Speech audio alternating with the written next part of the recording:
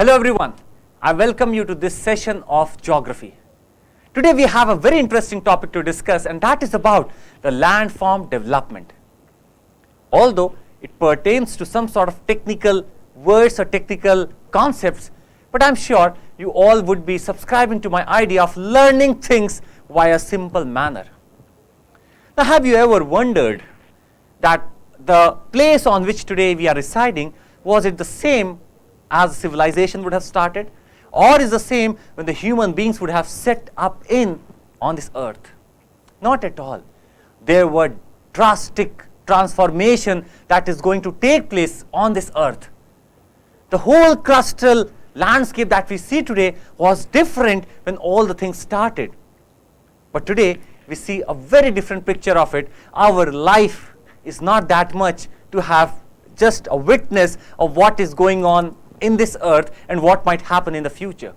But this geology time has lot of time just to tell to the human beings that you are just a sub part of it, and you cannot deform it much, because this geological time span would be so long that whatever changes we make today might not be existing in the future.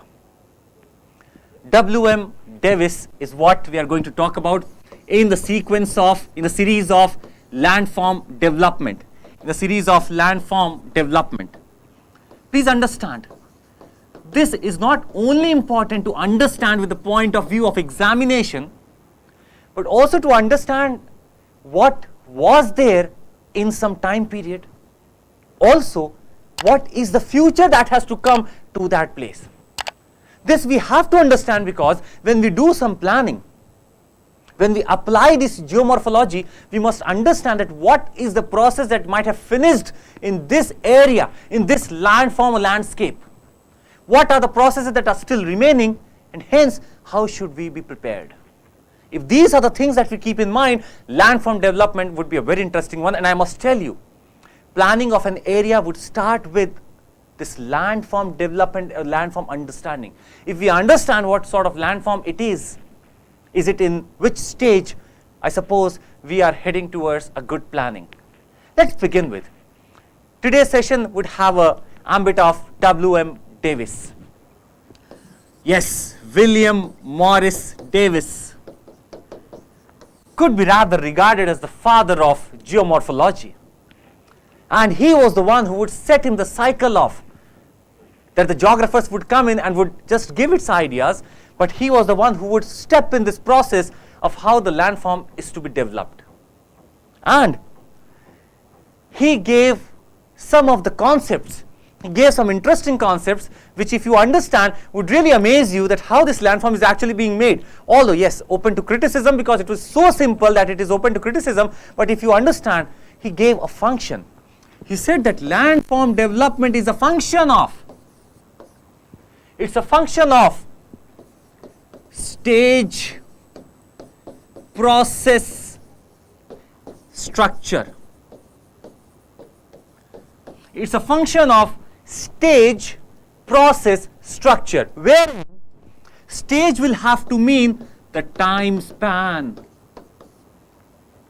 The process is to mean that is it exogenetic, it is endogenetic, which process is being dominant. Structure of what this landform might have been made of. What is the constituent of this, the entity that we are talking about? Maybe it's a mountain, but what rocks it constituent, that is defined in the structure part. But let's begin with. So this you have to understand, that it is a function of stage, process and structure. He takes or he makes certain assumptions. Now these are very important. He makes certain assumptions.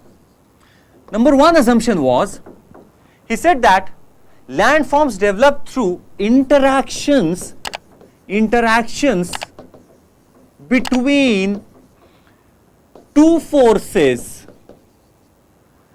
He said that the landform, the resultant landform, is a resultant of, or is a result of interactions that is going on between two sort of forces, and these two forces are endogenetic, exogenetic. These two forces are endogenetic and exogenetic. And then he assumes that there is sequential order of landform development, or the processes that are going to take place in sequential order. Also, we'll just come back to all this, just understand what he has to assume. Third, the upliftment and the erosion, the upliftment that is taking up the crustal attributes and the erosion that will bring it down, these are disassociated. That means he was of the view that the upliftment, while it is taking place, until and unless this upliftment stops, erosion will not happen. So please be very clear. He said that upliftment and erosion are disassociated. They do not have a hand-in-hand time period. They do not go hand-in-hand with each other. And he assumed this. The reality is something else. We'll come to this. But understand, he assumed that upliftment once done, then the erosional agents would come and would try to erode it. That was his third assumption. And the fourth one was of the achievement of the graded condition. The graded condition. And he said that the graded condition, the graded level, once achieved at the mouth of the river, from there it would backtrace, and this graded condition would be setting up throughout this journey from the mouth towards the source. The graded condition. Now, in all this, one thing is very clear, that he talked about the fluvial cycle. The fluvial cycle has to mean that, now please understand where he would be studying this.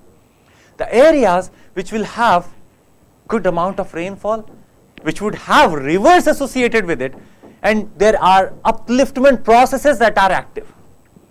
So he would say that there is a fluvial cycle of erosion which will result in landform development of the sort which is peculiar, which is attributed to this model.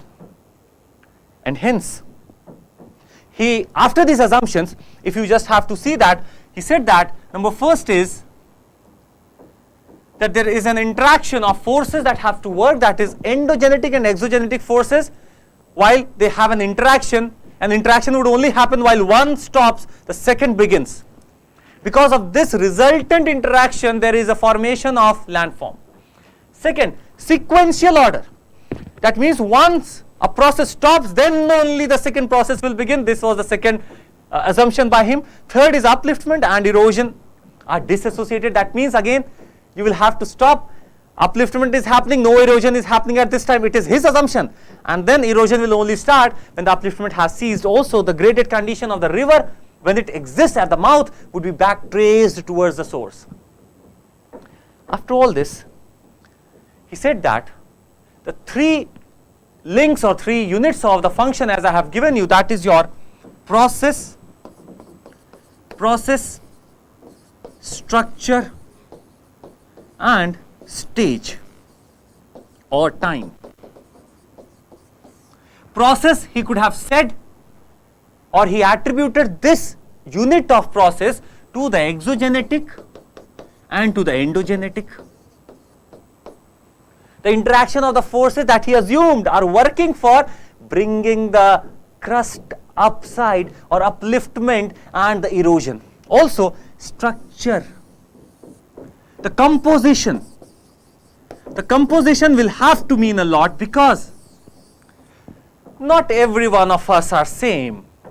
Some are tough, some are soft. The same happens with the rock. There are some metamorphosed rocks that are so strong, they would be not allowing the water to pass through them, and they would stand at resistant. While there would be certain rocks that would come and say that no problem, the rivers coming with one splash, two splash, the third splash as it does would break away and would flow. So that is the structure, the composition as it is present in the landscape that we are seeing. Third is the stage. Now W.M. Davis said that there are stage is attributed to this landform development, and the stages could be your the youth stage or the mature stage and the old stage. The youth, mature and the old stage. That is to mean that while the process just might have started, there are certain other attributes that could be given to this stage, and that means it will be defined as the youth stage. Then there are certain other characteristics that we could see in the middle of the stage, or suppose if the river is to flow from here to here, we can attribute that there are certain characteristics of this stage, then there are certain characteristics of this stage, and finally the old stage will have some characteristics and attributes added to it. And according to him, just understand, according to him, if I were to draw W.M. Davis, very interestingly, W.M. Davis. Now assume, suppose this is the base level which is to be achieved.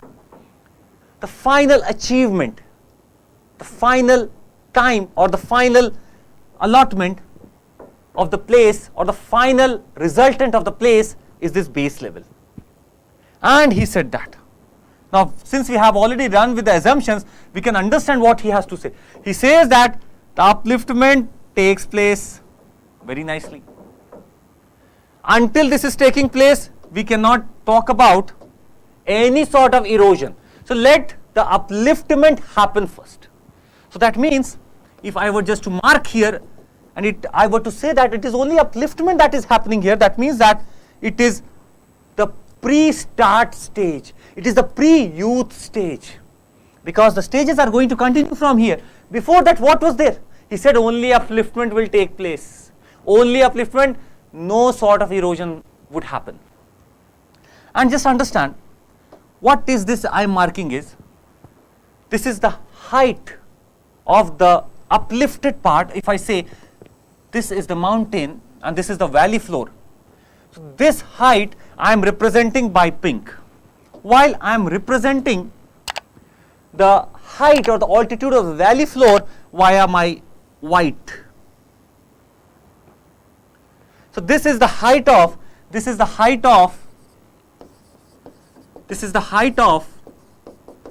crest part of upliftment, while through white I am showing you is the altitude or the height of the valley floor. This is the height of the valley floor.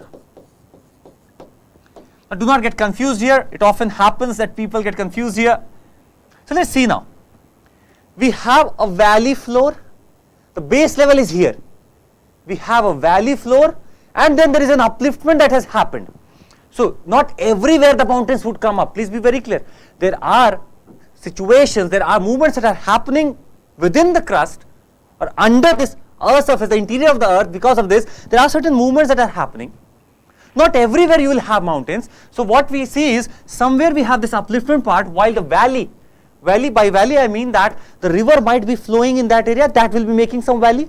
That is around this point, but the base level is here. The base level is here, and this river will continue to flow. This river will continue to flow unless and until it reaches the base level. So that means the river has the power of base erosion.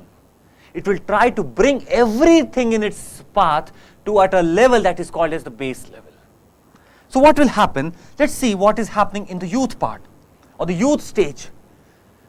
The upliftment has ceased now. So W.M. Davis says that the upliftment has ceased. That means now the erosional points would be working, or the erosional agents would be working. But he says that not suddenly the height difference between the this valley floor and the highest crest level will not be decreasing in the youth stage. The crest level remains high. That means the river may not be able to erode the crest level, that the height that is there will not be reducing, or will be reducing at much minimum level at this point. So in the youth stage what will happen is, just see, in the youth stage what will happen, you will have, now what I am trying to show you, please understand, that there would be certain markings here that you will have to understand. Now please see, a river is flowing on atop this mountain. Up top this mountain, there is a valley floor here. The valley floor means that there is some floor that the river has already made, and this is the crest part of the mountain, the crest part of the uplifted entity, the crest part, the highest part. Between this crest part and the valley floor part, the river is flowing in, and it is in the youth stage. The youth stage would mean that the river, because it has been uplifted, because of this upliftment, it has got potential energy with it. That means because of this potential energy, it has got force now, and whatever it pushes through, or when it comes down with a force.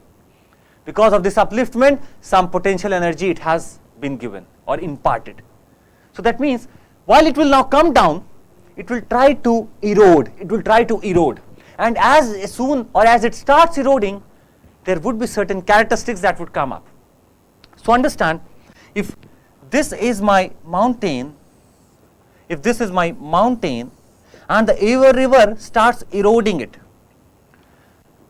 with full vigor, so what will happen when you can understand it via this, that as the rivers would pass by with that force, it will try to make in this manner. The mountain or the uplifted entity would be bisected or would be cut down, and it will try to make in this manner because it has so much of force. So it will try to make a vertical erosion into that entity. Vertical erosion is important. So it makes a vertical erosion because the area is small and it has to just splash. Since the area is small, it will have to splash, and it will try to carve out area by a vertical erosion. And as you can see, there are V-shaped structures that are being made. These could be your canyons, the V-shaped canyons. Also, suppose if in this area or if in this youth stage, if there are certain hard rocks, now please understand structure, if there are certain hard rocks, they will not allow this river so easily to pass by. So what river will do? It will try actually, what will happen, just see, we'll come back to this. So suppose this is the hard rock, while the river says that okay, this part that is flowing is soft. So what happens is the river will come and would fall here. This remains resistant, but this could be easily eroded away. This results in the waterfalls that are being made in the early stage, in the youth stage of a river, in the youth stage of a landform development associated with river. So you could understand now that the states or the countries that have their rivers at still in the youth stage, if they go to the youth stage, they would see that there are certain falls that are there. The river has lot of potential energy when it falls, and the harnessing of this water energy and converting it into the electrical energy. India does know about this, so much about this. So this is the formation of the waterfalls. Or suppose if also there are certain rocks, suppose this is the surface that is going on, the river is trying to flow and cut it down, but there is certain this amount of rock that is present, nothing will happen, but there would be a certain jerk given to the water as it goes up from here. And these are called as rapids. Or also understand, now suppose this was resistant, but in between this there could be a hollow that could be created, and these are called as the potholes. Not talking about the potholes of our urban areas, but these are constructed, these are made by the rivers as they flow by, the potholes. Because of the pressure it will be created. These are some of the names that are associated with your erosions of the landform development. And this could be attributed to your youth stage. Now as we proceed, in this youth stage we have talked about that this altitude or the difference in the altitude is still the same, almost the same, because the river was doing a lateral erosion and it did not do that much erosion on the crest of it. So the crest remains the same, the valley floor still remains the same. But now what will happen, please understand, the mature stage as it comes by. The time would pass by and now it enters into the mature stage, and in this, what would happen? The height of the crest comes down. The height of the crest comes down and would so come down of the height of the valley floor. Because the ultimate destination is the base level. Any river that will originate, the ultimate destination is to reach to the base level, and whatever comes in between, it will try to erode. So the height difference, now please see, this will keep on decreasing. That means the height that is present here and the height that is present here will keep on decreasing, will keep on decreasing, will keep on decreasing. And it will reach up to some other stage, but just understand what is happening now here is, why this is decreasing. If I try to make a sort of curves here, please understand what is happening here in this stage. Here you see I made a pointed sort of structure here. This point was to identify or was to signify that the lateral erosion is not happening, but the vertical erosion of the landform is happening. But here what has happened, since it has got a space and also it has sediments with it, not only it will cut vertically but also laterally. It will try to open up the space. It will try to cut the mountains, the landforms laterally also, and hence not only it is going to go beneath, but the sides of the mountains will also be cut down. So the sides of the mountains will also be cut down because it has already made this. But a time would come where there would be a lot of sediments and now it will be acting upon the sides also. So lateral erosion would become dominant in your mature stage.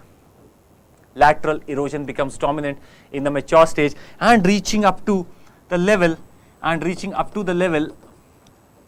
please understand, reaching up to the level of your valley floor where only we have sort of structures, only the resistant structures that we have found, and that could be in the sort of monadnocks. These are just an isolated entity that would be resistant to all this cutting, and the ultimate level that would be achieved in this old stage, this is the mature one, the ultimate stage that has to be achieved is the penny plain. W.M. Davis says that after all these stages, the final resultant stage that is achieved is the penny plain. The penny plain could directly be asked also in the examination and has to mean that this is your youth, this is your mature, and this is your old stage. W.M. Davis says that penny plain is that final stage that would be attained after these stages have occurred. Now you have just to understand that this cycle of landform development or this evolution of landform development started with this simple theory that the landform is uplifted, then there would be a difference of height of the valley floor and this height of your highest crest or the mountain tip, it erodes down, and then this difference would come down, and hence you will have your penny plains that would be a featureless plain, structureless plain. So only the sediments could be seen with some ups and downs and nothing else. It's a featureless plain. But here you had many features to be seen. So these three are the stages. Now please understand, while I was talking about all this, you might have noticed one thing, that I just talked about stages and stages and stages. This is one of the criticisms of W.M. Davis model. People say that you have excessively focused upon the stages. So if I talk about some appraisal points of it, the appraisal points of W.M. Davis model, the first one is excessive importance to stage. You have ignored about the processes, as you say that only one force is acting at a time. And what about the structure?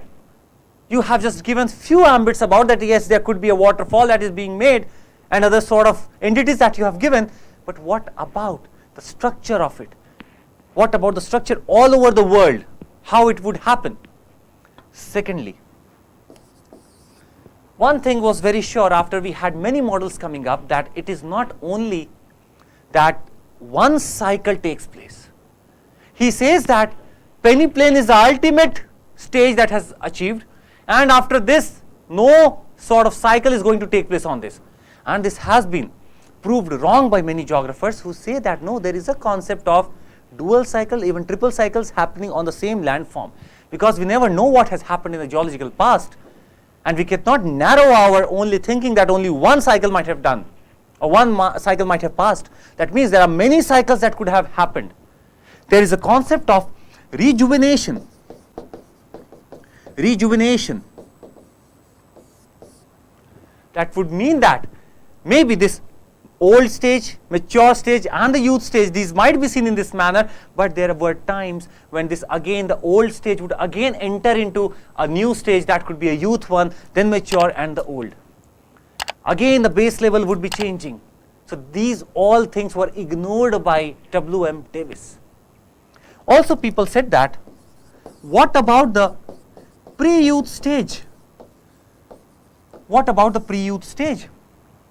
How can you be so sure that once upliftment has happened, it will not be uplifting any further? For this you will have to understand what is going on deep within the Earth's interior. And if there are certain forces that will always push the plates upwards, there would always be a force of mountain building. And hence you cannot say with perfection that this has ended and now we begin with erosion. So these are always associated. The erosion will happen any day and every day upliftment is happening. Even the upliftment is not ending, erosion will happen. Because there are certain forces governed by the water, wind, glacial movements, etc., which will be acting upon the regime, acting upon the time period and upon the landform, and they will make so. So these were some points that were ignored by W.M. Davis, and which will come to understand while we do the other models also, that what other models have to say. But for the time being, thank you so much.